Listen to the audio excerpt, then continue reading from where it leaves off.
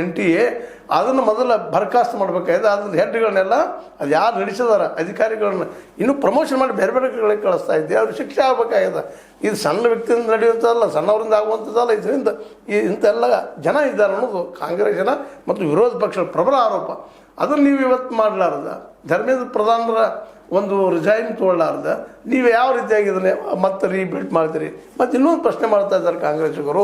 ಕಳೆದ 12 ವರ್ಷಗಳಲ್ಲಿ ನಡೆದಂಥ, ಅದರಲ್ಲೂ ಮುಖ್ಯವಾಗಿ 2017, 18, 19, 20, 24ರಲ್ಲಿ ನಡೆದಂಥ ಅನೇಕ ಜನ ಸಿಕ್ಕಿದಾರಲ್ರಿ. ಅದರಲ್ಲಿ ಇದರಿಂದ ಯಾರಿದಾರ ಅನ್ನೋಂಥ ಒಬ್ಬರಿಗೆ ದೊಡ್ಡ ವ್ಯಕ್ತಿಗೆ, ಇದರಿಂದ ದೊಡ್ಡ ರಾಜಕಾರಣಿಗೆ ಶಿಕ್ಷೆ ಆಗೋದು ಹೇಳ್ರಿ ಇವ್ರು ಕೇಳ್ತಾ ಇದ್ದಾರೆ. ಅಂದ್ರೆ ಇದು ಸಹಿತ ಮುಚ್ಚಾಕೋ ಕೆಲಸದ.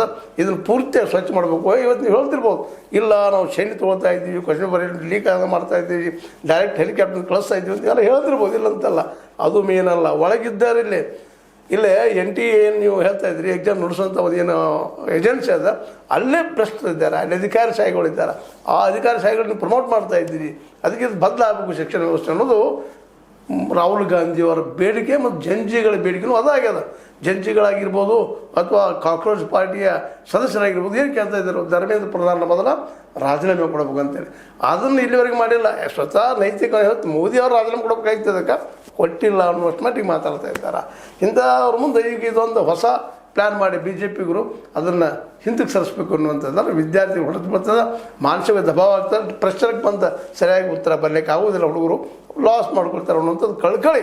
ಅವ್ರ ಕಳ್ಕಳಿನ ಮೆಚ್ಚುವಂಥದ್ದನ್ನು. ಆದ್ರೆ ಆ ಕಳ್ಕಳಿಗೆ ಮುಖ್ಯ ಇವತ್ತು ಡಿಮೊರಲೈಸ್ ಆಗಿದ್ದು ಯಾರಿಂದ?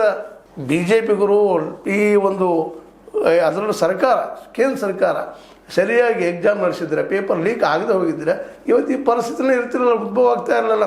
ಆದರೆ ಇವತ್ತು ಆಗ್ಯದ. 89 ಸಲ ಈ ಪೇಪರ್ ಲೀಕ್ ಆಗಿದೆ ಕಳೆದ ಈ ಒಂದು 12 ವರ್ಷಗಳ ಅಂತೇಳಿ ಇವರು ಆರೋಪ ಮಾಡ್ತಾ ಇದ್ದಾರೆ.